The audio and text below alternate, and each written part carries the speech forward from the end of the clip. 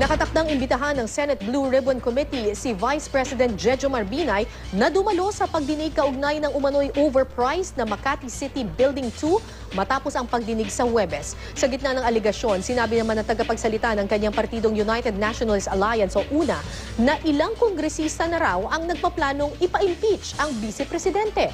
May news to go si Jam Sisante. Ilang beses nang hinamon ni Senador Nancy Binay ang mga kritiko ng amang si Vice President Jejo Marbinay, sampahan ng impeachment complaint ang kanyang ama kung nais nilang paharapin siya sa Senado. May allegations of corruption, diba? Ano ba yung proper venue is through an impeachment complaint. Yung Senate Blue Ribbon hearing is not a trial court and that's not a proper venue. Gusto kasi ng ilang senador na humarap si Binay sa Senate Blue Ribbon Committee upang sagutin ang mga alegasyon na overpriced umano ang Makati City Hall Building 2 na sinimulang ipatayo noong termino niya bilang mayor. Sabi naman ng kaalyado ni Pangulong Noynoy Aquino na si Albay Governor Joey Salceda, mas gusto kasi ng mga Binay ang impeachment proceedings dahil baka mas may nakikita silang tsansa doon kesa sa investigasyon sa Senado. I took it from there na the Binays are willing to go to the crucible of an impeachment rather than the media crucifixion of a Senate investigation. Ayon naman kay Navotas Representative Toby Chanco, ang tagapagsalita ng United Nationalist Alliance, meron ng usap-usapan ng ilang kongresista upang ipa-impeach ang vice-presidente. Napag-uusapan na rin yan sa House of Representatives.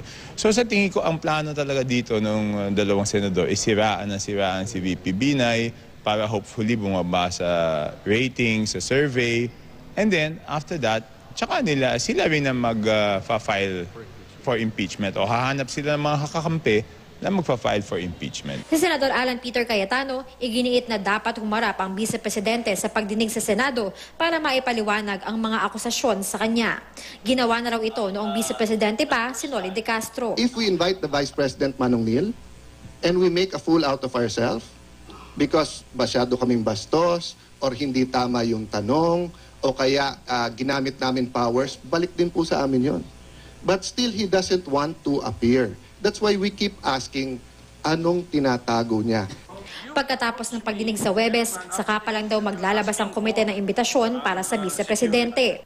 Kaugnay nito, nagsumite na ng mga dokumento ang mga tumestigo laban sa kanya. Sila ang mga nagsampa ng reklamong plunder at graft na sina Attorney Renato Bondal at Nicolas Enciso, gayon din sa dating Makati Vice Mayor Ernesto Mercado. Sa gitna ng investigasyon, maingat ang komento ni Pangulong Aquino. At the end of the day, the truth will set us all free. Now, do I have knowledge as to the veracity of the accusations against the Vice President? I have no personal knowledge of the same. The information that I have now, I'm relying primarily on what the media has been putting out in the papers. Papers primarily. So, again, I have nothing to add at this point in time, as to the truth or falsehood of the accusations against the Vice President. Jam Sisante, GMA News.